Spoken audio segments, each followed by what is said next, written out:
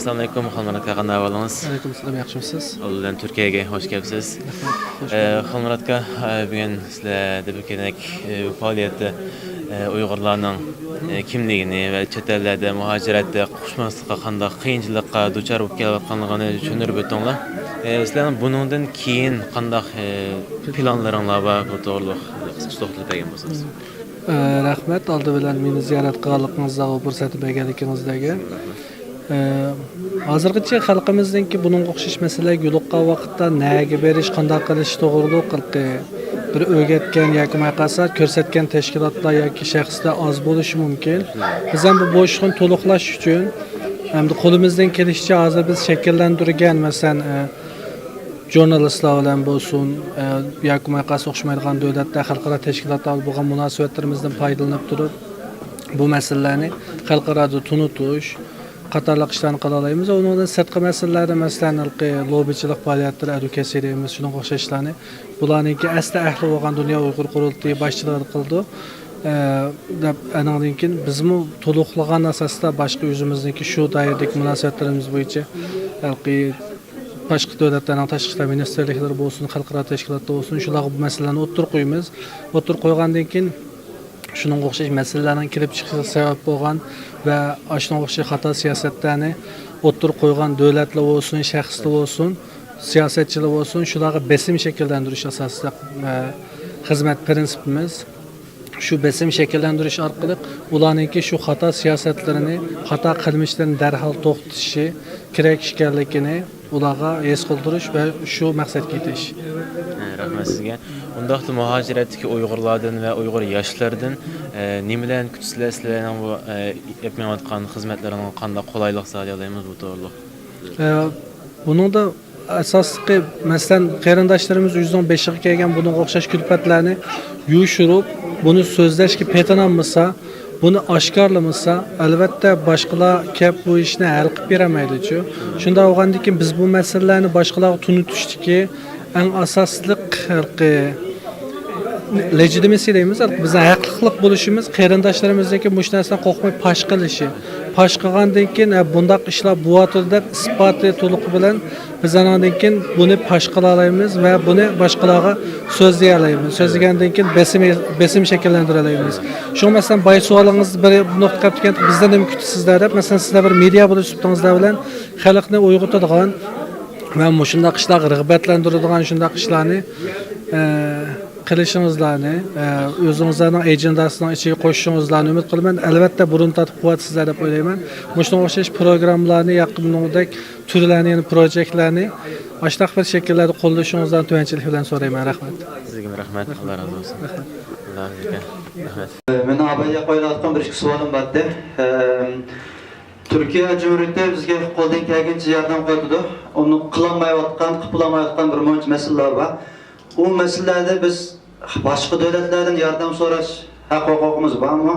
O devletlerden bizga yardım berish majburiyati bormi? Shunga bir javob bergan bo'lsanglar, undan so'ng mushta turayotgan axborotdan kelgan muxbirlar bizga qanday yordam qila oladi, yordam qilish majburiyati bormi? Va eng oxirgi savol, o'zimiz nima ish qila olamiz? Shu bir necha savolim bor.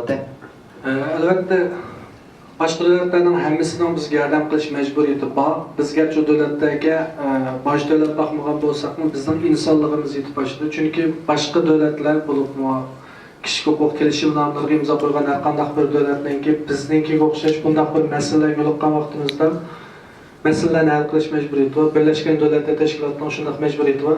To'liq afsus, bularning hammasi quruq chek holatga qolib qoldi. 2 yildan o'shiq bo'ldi shtabda. Milyonlagan qarindoshlarimiz lagerlarda nimkidan ko'rib bilmaymiz, qanchasininki hayotidan ayrilganligini, qanchasining shehid bo'lganligi bizga noma'lum. Qanchasining qanday xo'rliqlar uchirganligini bilmaymiz. Qancha hemşirimizdan, qancha singlimizdan, ochimizdanki bosqinchilik uchirganligini bilmaymiz. Bu shunday fojialar bo'layotgan vaqtda hech qanday bir davlatningki Xitoyga majbur holatda sen bizdeki teşhir ümidimizni şartsız qabul qilib, har qanday bir yerga berib teşhirib, haqiqatni o'rganishimizni to'ssan, sen bilan bo'lgan barliq xalqaro kelishimlarimizni to'xtatamiz deyamadi. Chunki hammasi o'zining manfaatini birinchi o'ringa qo'ydi, insoniylikni emas. Bular va'da qilgan edi. Ikkinchi dunyo urushidan keyin nurg'un millionlagan yahudilar qirg'in qilingan chog'da never again deb va'da qilgan. Bunda qish ikkinchi bo'lmaydi deb. Turib afsus hech qaysi va'dasi turmadi. Bunda ekan bizning o'rnimizda degan faoliyat qilishimizga asosiy sabablardan birisi shu. Bizni Xitoyga ishtirsizlar, Xitoyga ishtadinglar, ammo masalamizni hech qaysinglar o'zinglar tutib hal qilmadinglar. Xitoy hal qilmadi, kim hal qildi bizning masalamizni? Bizning o'rnimiz zodi nerede? Masalan, nurg'un qarindoshlar mishada vatanning ichida agar alayli bir ahvol bo'lib qolgan vaqtda, masalan, ayni vaqtda ikkinchi dunyo urushi vaqtida Nazi Germaniyasi Yahudilar qilgan vaqtda nurg'un davlatlarning diplomatlari o'z turayotgan davlatlardagi Yahudilarga o'zlarining pasportini bergan, pasport bolaga vizani asoslashtirgan. Biz undaq bir ishni ko'rmadik dedi. Ashunday ishlarning bo'lishi amaliyot bularning bir hem insani mecburiyet hem qalalaydigan işleri. Türkiye devleti bunun o'xshash ishlarni qalalaydigan deyapti. Mishalga kelganlar, masalan, Temin voqeasi bo'lgan chog'da 4-iyun 89-yil. Bu vaqtda Avstraliya onun qatnashmagan hech qanday aloqasi yo'q.